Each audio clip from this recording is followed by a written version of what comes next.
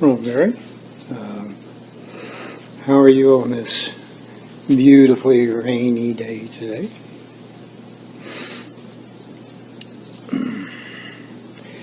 Have you ever noticed how there there are people who, if you ever say anything that they appear to be in disagreement with,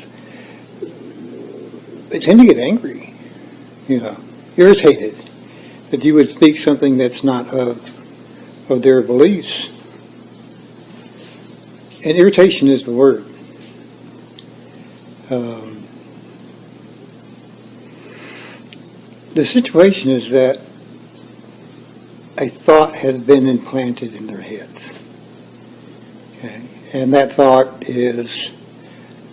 um, is irritating.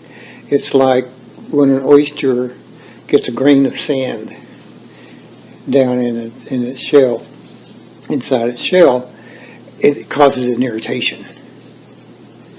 You know, and well, the oyster will coat that little grain of sand and make a pearl out of it.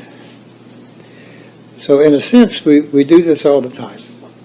You know, we're constantly being bombarded by all kinds of ideas that other people have for us.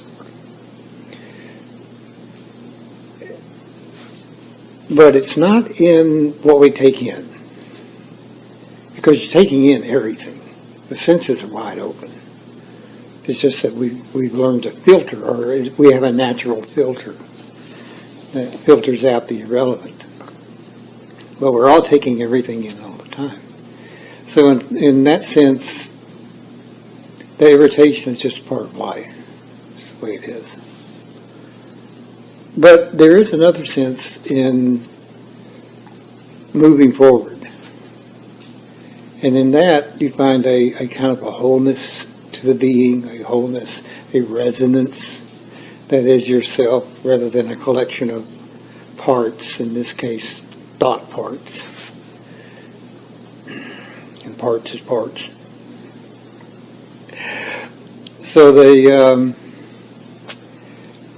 if they're especially mentored in a particular idea, and it's really become an object in their minds, then that anger can be pretty intense, and the disregard they would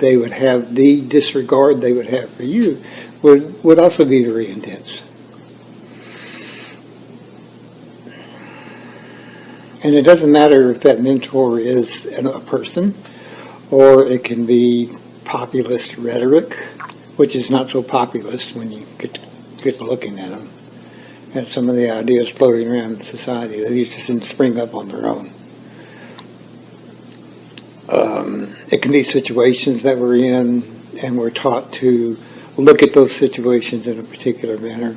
All these create that irritant. So when something comes along to challenge that, it just irritates it more. So they lash out. But when those thoughts come from, you might say, your own sphere of being, which is saying your own experience of life, experience that is the self. When thoughts come from that, the irritant is no longer there. There is an equanimity of mind and a smoothness of mind and a kind of a happiness that comes from your own experience. And therein is also your own experience of yourself. And then it continues from there to more profound states of knowledge and self, and to a greater grace in life. So one of the challenges of this day in mass media and people wanting to control other people. It's all over the place.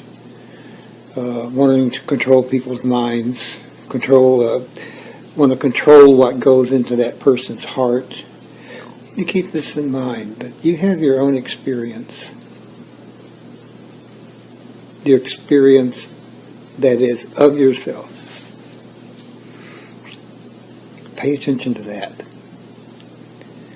And those little irritants are sometimes big irritants that would have us get angry or whatever. They'll just fade. They'll just fade away.